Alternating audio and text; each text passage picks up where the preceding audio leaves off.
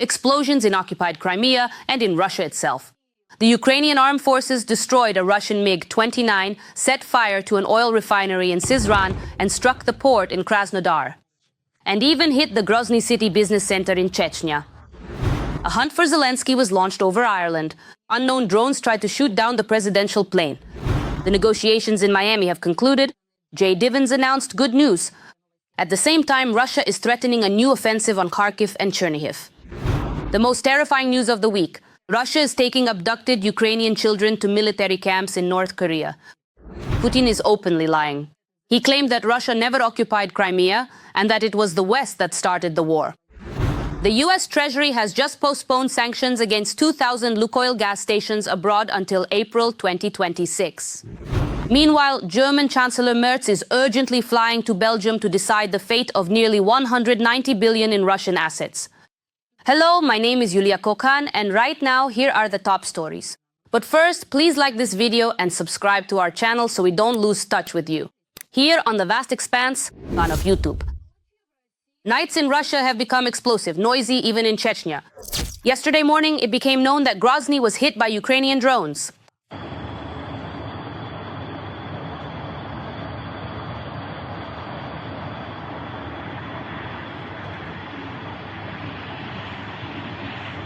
According to Russian media, a drone pierced the Grozny City complex. Allegedly, offices of Chechnya's security forces were damaged there. Drones attacked the high-rise business center Grozny City, which houses the Chechen Security Council, the Audit Chamber, and the Election Commission. Analysis by Astra. Let me remind you, this is already the second drone attack in this region this week. Earlier, drones struck the FSB building in Okoy Martan and the Akhmat Regiment base in the city of Gudermes. On the night of December 5th, drones hit a seaport in Krasnodar Krai. A fire broke out. Local social media reported that fuel tanks were burning.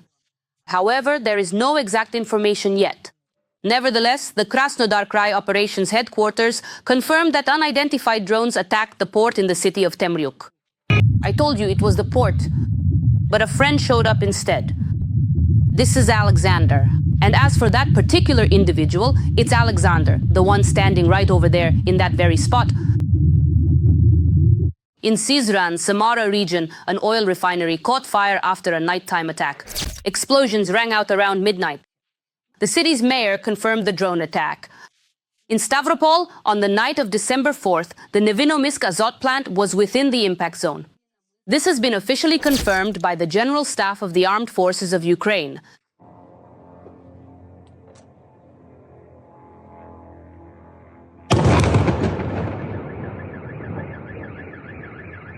You can't see. Right there. There's some smoke, a decent amount, even though the pipes are behind that building. So it's really smoking over there. Good morning, everyone. We're lining up, building houses, working, heading to our jobs, just as we do here, into the Stavropol fog. Dear friends, have a wonderful day and a great mood. Life goes on, people are working, everything is fine. As part of efforts to reduce the offensive potential and missile and bomb strike capabilities of the enemy, on the night of December 4th, units of the Ukrainian Defense Forces struck one of the aggressor's largest chemical plants, Nevinomisk Azot, in the Stavropol region of the Russian Federation. The plant is a critically important element of the enemy's military-industrial complex, with a production capacity of over 1 million tons of ammonia and up to 1.4 million tons of ammonium nitrate per year, making it one of the key suppliers of basic components for explosives and ammunition production. The facility continuously supplies a number of enterprises within the Russian Federation's military-industrial complex, and it serves as a chemical hub in the system of technical support for combat operations. In addition, the General Staff confirmed a strike on a concentration of enemy personnel at a training ground near Dokuchaevsk in the occupied Donbas. According to confirmed data, enemy losses amounted to 60 servicemen killed and wounded. And during the night of December 4th, in occupied Crimea, the special unit Gurprizraki destroyed a MiG-29 multi-role fighter at the Kacha military airfield and the Irtish radar near Simferopol.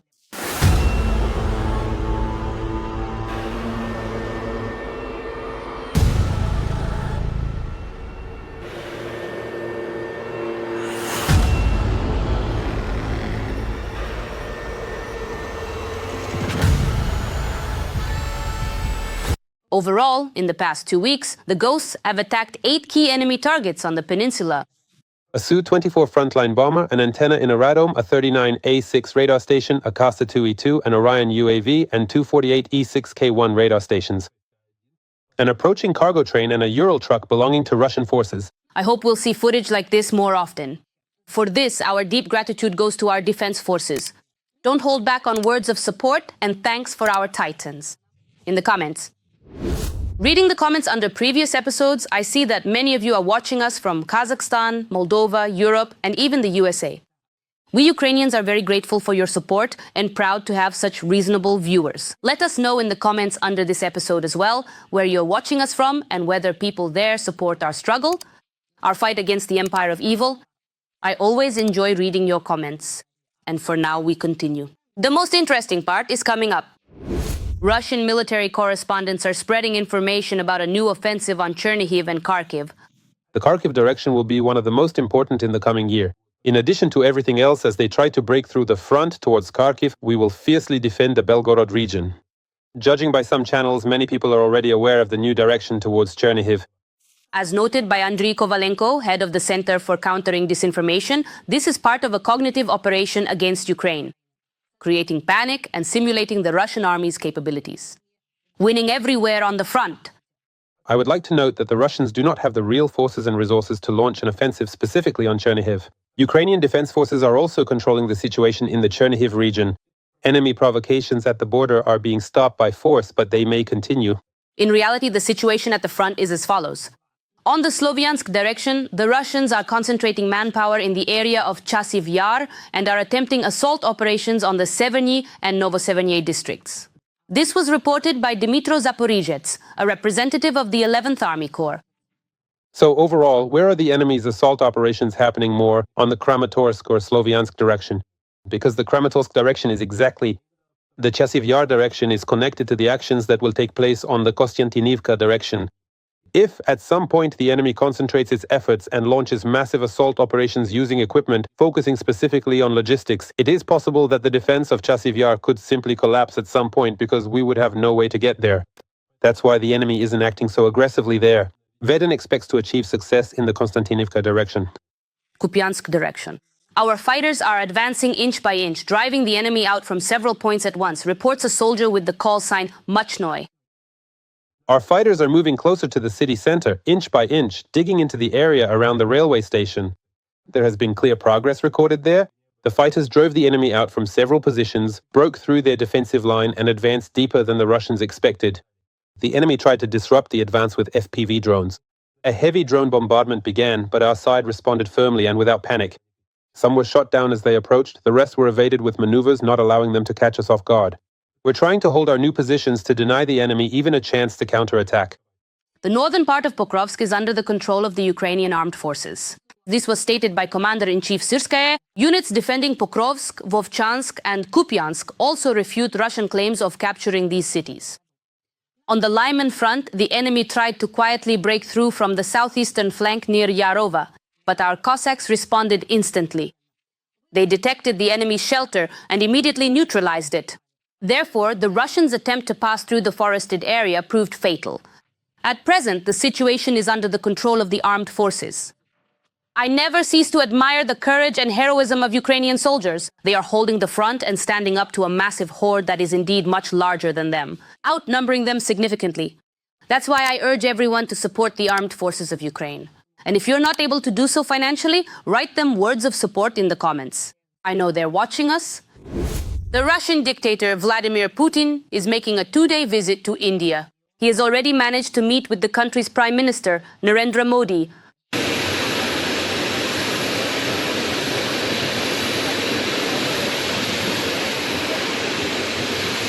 They greeted each other once again in the car. Together, they headed to an informal dinner. Ahead lies a truly huge, incredibly eventful program with a wide variety of interesting items, numerous important negotiations, and many significant agreements. Russian propagandists who accompanied Putin showed how he was received in India. This is how Vladimir Putin is welcomed in Delhi. His portraits are practically everywhere you look. And of course, it's impossible not to notice this from the Russian president's auras. During a conversation with journalists, an Indian journalist asked Putin why his military is destroying the homes of even Russian-speaking Ukrainians. But the Russian dictator said he didn't understand the essence of the question. I didn't understand the question. Shocked by what? The people I met were shocked that an operation was launched during which their homes were destroyed. They lived in eastern Ukraine, they always loved Russia, the Russian people, and they themselves were Russian-speaking. The answer is very simple. They apparently lived in that part of Ukraine, in that part, let's say, of the same Luhansk or Donetsk region, which was under the control of the Kiev authorities. But that part of the Luhansk or Donetsk region, which was not under control, was being destroyed by the Kiev regime. And we were forced to begin supporting the part that declared its independence. In an interview with the publication India Today, Putin stated that Russia will, in any case, establish control over the territories of Donbas, either by military means or by other means. That's what it all comes down to. Either we will liberate this territory by military force, or the Ukrainian armed forces will eventually leave these disputed territories and completely stop killing innocent people there. But that's not all. Putin stated that Russia did not need to annex the port in Sevastopol since it was already Russian. In fact, we didn't need to acquire the important port in Crimea because it was already ours. Our navy was there under an agreement with Ukraine. It was already stationed at the military port in Sevastopol. That's a fact. After the collapse of the Soviet Union, our fleet remained there anyway. But that's not the point at all. Although it's important, that's not the main issue. And we did not annex Modi, the current Prime Minister of India. The newly acquired and valuable item has been seamlessly incorporated into your personal inventory with complete success and efficiency. That he regularly exchanges views with Putin regarding Ukraine. According to Modi, India supports any efforts aimed at establishing peace. He said that India is not a neutral country. India does not have a neutral stance. They have their own position, and that position is in favor of peace. Putin, for his part, said that he informed Modi about the situation surrounding Ukraine, including the dialogue with the US on resolving the issue. And he cynically thanked Modi for his efforts to resolve the situation in Ukraine. We had the opportunity, and I was given such an opportunity, to explain in detail what is happening specifically on the Ukrainian front and what actions we are taking. Together with some other important international partners, including the United States of America, on the critical issue of a possible peaceful and lasting resolution of this ongoing crisis. Thank you very much for your kind attention, and thank you sincerely for all your dedicated efforts aimed at successfully resolving it. What do you think of all the statements Putin made? Write your thoughts, don't hold back in the comments. We have made significant progress, and now there is hope that in the next few weeks there will be good news. This was stated by US Vice President J.D. Vance in a conversation with NBC News journalists. I really believe that we have made significant progress, but we haven't quite reached the finish line yet, said Nasamuel Aniskavalan. I think there is hope. I hope that in the next few weeks there will be good news in this direction. At the same time, when Vance was asked about disappointments in office, he specifically recalled the failure to reach an agreement to end Russia's war against Ukraine. Oh, man, I mean, listen, this whole Russia-Ukraine thing has been a constant source of frustration, I think, for the entire White House, Vance said. I think we really believed, and you've heard the president say this a million times, that this would be the easiest war to resolve. And if you had said, you know, that peace in the Middle East would be easier to achieve than peace in Eastern Europe, I would have told you you were crazy. And in fact, that's exactly the hope Vance is talking about. For several weeks now, there has been an intensification of the negotiation process. In particular, a meeting between the Ukrainian and American delegations has just concluded in Miami. This meeting took place after the meeting in the Kremlin between Steve Witkoff and Trump's son-in-law, Jared Kushner. And during this, Ukraine was supposed to find out what was discussed in the Kremlin. Earlier, Putin, let me remind you, said that Russia had rejected certain points of the US peace plan. But that's not all. A new US national security strategy has emerged, signed by Donald Trump. Just listen to what it's about. The top priority for the US is the immediate cessation of hostilities in Ukraine. For the US, the immediate cessation of hostilities in Ukraine is a priority, restoring strategic stability with Russia as a foreign policy priority in Europe. In addition, the Americans want NATO to no longer be seen as an alliance of continuous expansion. And they say Europe should defend itself independently. The document states that there is a conflict between the US administration and a number of European leaders, and that in trade with China, the focus should be only on non-strategic goods. And what do you think is their hope for the good news that Vance is talking about? It's with us right now, as they say, in the same room. Write to us. Russia is sending abducted Ukrainian children to military camps in North Korea. This was reported at a US Senate hearing by lawyer and expert Katerina Reshevska from the Regional Human Rights Center. According to her, the children are being forcibly militarized and Russified in more than 165 camps located in the occupied territories of Russia, Belarus, and North Korea. And now there are cases in North Korea as well. Among the victims are 12-year-old Mikhailo from Donetsk region and 16-year-old Liza from Simferopol, who were sent to the San-Gudovon camp 9,000 kilometers from home. In this camp, children are taught to destroy Japanese militarists and meet with Korean veterans who, in 1968, attacked the U.S. ship Pueblo, killing and wounding 9 American soldiers. The Commissioner for Human Rights of the Verkhovna Rada of Ukraine, Dmytro Lubinets, called Russia's actions a blatant violation of international humanitarian law. He emphasized that the forcible transfer of children is one of the 5 signs of genocide according to the Rome Statute. Russia doesn't care about the fate of Ukrainian children. For the aggressor country, they are simply a resource for future wars against the Western world. It is important that our partners take every such case into account and help bring those responsible to justice. Every child must be found, protected, and brought home. Ukrainian children cannot be used as weapons in the hands of the aggressor. In turn, American Senator Lindsey Graham stated that there will be no peace without the return of every stolen Ukrainian child. Congress must have the ability to assess the terms of any peace agreements and ensure bipartisan support. This isn't about land, it's about families. How would you feel if it were your child? I would want the world to bring mine back. Is that too much to ask?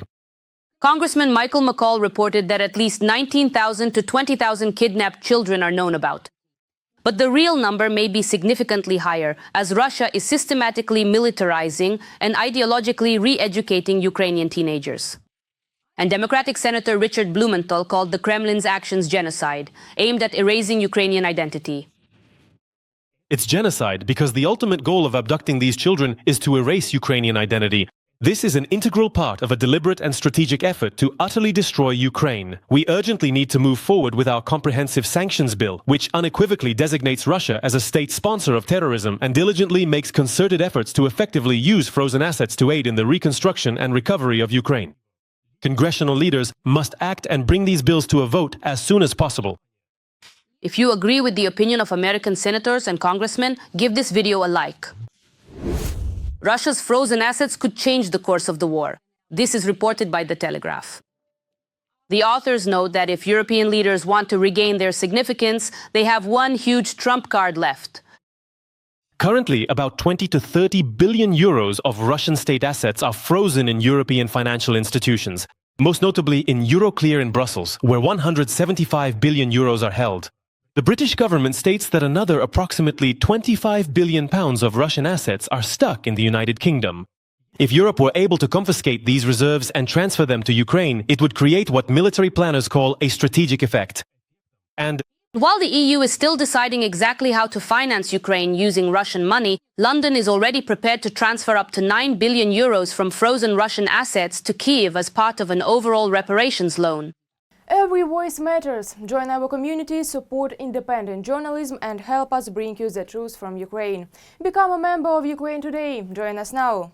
At the same time, as Reuters reports, German Chancellor Merz is urgently flying to Belgium for talks with the Prime Minister and the head of the European Commission to decide the fate of almost 190 billion in Russian assets. Because Belgium, where this sum is held, continues to block a key decision. It has reached the point where diplomats have begun to suspect the Belgians of profiting from Kremlin money hidden in the country's banks. That's why Brussels has rolled out a backup plan to cover the costs from the EU budget. Let's break down the situation further. The European Commission has prepared two options for providing financial support to Ukraine in 2026 to 2027. A Euroloan or a repo credit using the frozen assets of the Russian Central Bank amounting to 165 billion euros.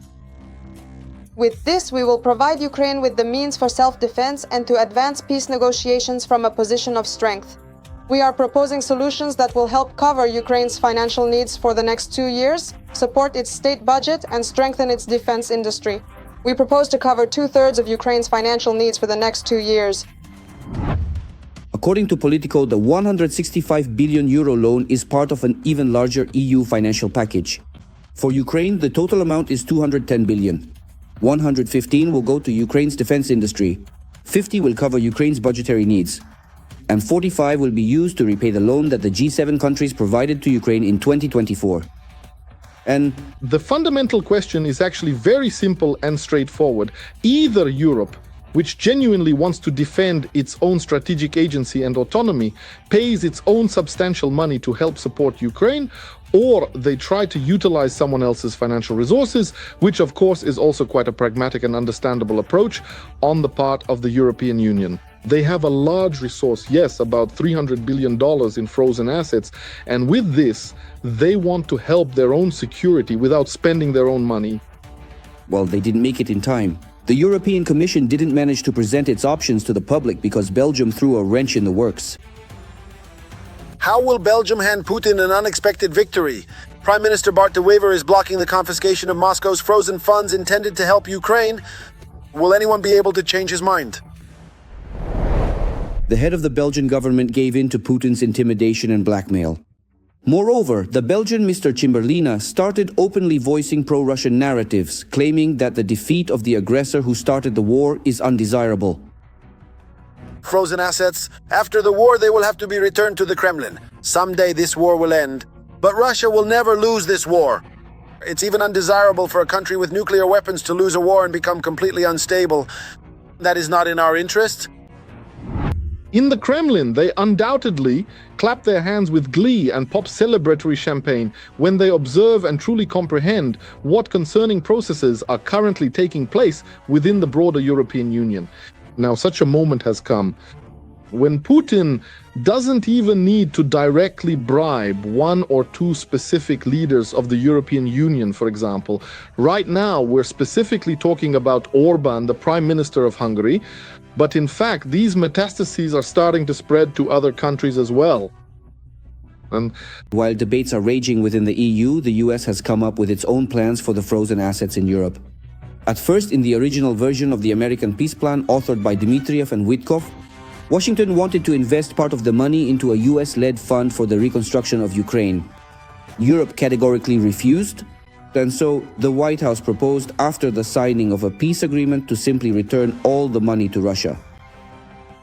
without a collective decision, without a collectively strong, let's say, resolute decision regarding a reparations loan, Europe, at this particular moment, cannot defend its own agency. That is why, for Europe, this is a Rubicon, a bifurcation point. The decision regarding a reparations loan for Ukraine, the decision on whether to help Ukraine continue defending itself against the Russian Federation, is essentially a matter of survival for the European Union. There was an explosion on a section of the Druzhba oil pipeline in Russia, through which Russian oil continues to be supplied to some European countries, fueling the financial and military capabilities of the aggressor. Meanwhile, large volumes of Russian oil have accumulated at sea due to difficulties with its sale caused by sanctions. Because of those very American sanctions, Russia's oil and gas budget revenues have collapsed. Analysts and traders predict that even after a peace agreement with Ukraine, Russia will not be able to quickly return to the global oil market. Our journalists have looked into the situation. Once again, the Druzhba oil pipeline has exploded on Russian territory. Sources in the Ukrainian Defense Intelligence told several Ukrainian media outlets about this.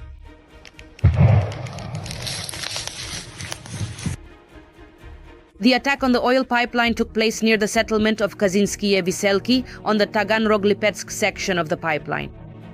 According to the sources, explosives with remote detonation and additional flammable mixtures were used to achieve greater combustion.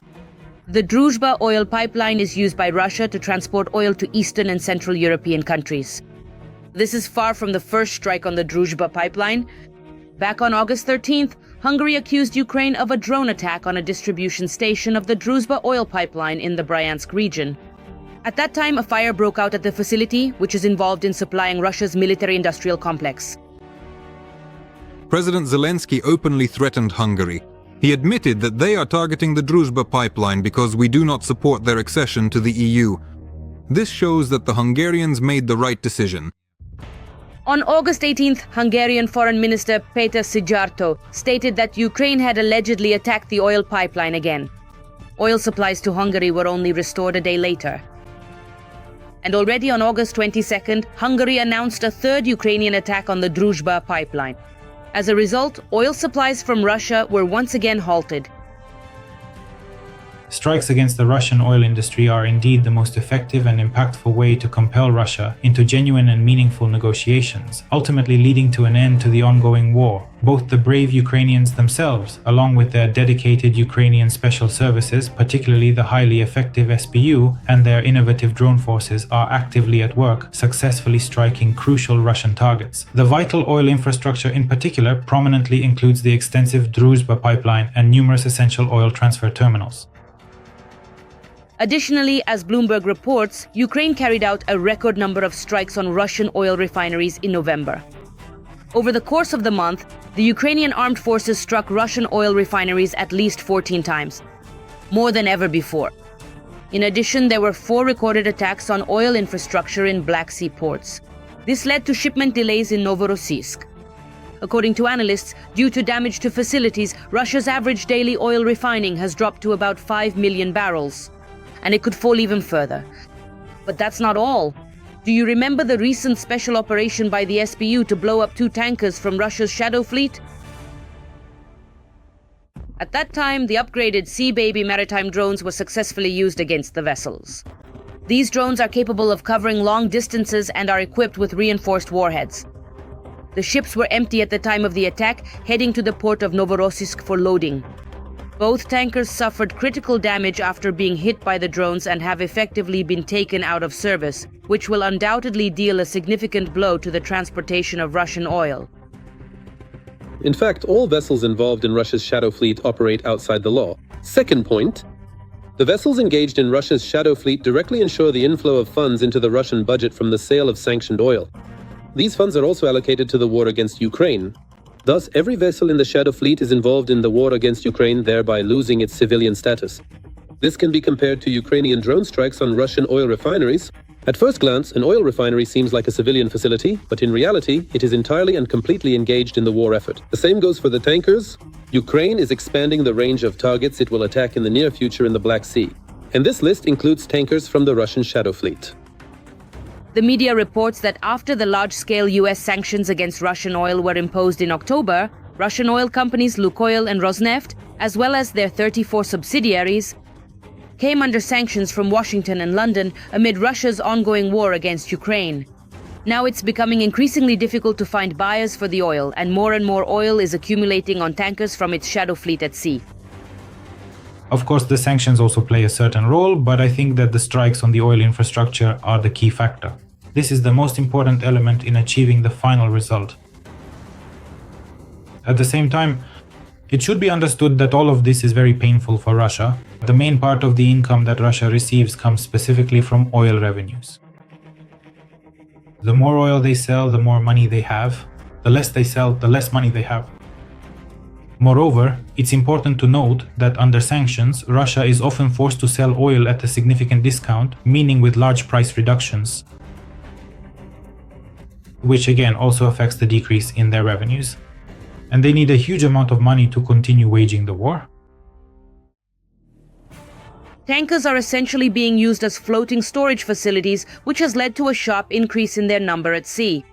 According to Bloomberg, the volume of oil in tankers at sea has increased by 1/5 over 3 months. It is also reported that about 180 million barrels of oil have been accumulated. The main reason is the imposition of sanctions, which complicate the sale of Rosneft's oil and led to increased transportation times and delays at the destination ports. The accumulation of oil in tankers could lead to a drop in prices and hit Russia's revenues, despite the projected growth in export income of energy resources in the 2025 budget. According to Reuters, Russia's oil and gas revenues plummeted by a third in November. According to the agency, oil and gas revenues to the Russian budget fell by about 35% and amounted to around 520 billion rubles. This is one of the lowest figures in recent months. In fact, I think that if effective strikes on the Russian oil industry had started not now, but back in 2022, then perhaps the situation would be different today, everywhere, from the front lines. So Russia's willingness to enter into any agreements, but in any case, the fact that these strikes are continuing now, that the Russian oil industry is being restricted, all of this will definitely have an effect. The question is when. The question again is how will Russia counteract this? But as for whether there will be an effect, I don't think anyone really doubts that. And in general, don't get too relaxed over there in Russia. The Russian oil network, as the main source of income for the aggressor state and the funding of its military-industrial complex, will continue to explode and burn as long as Russia keeps trying to attack Ukraine.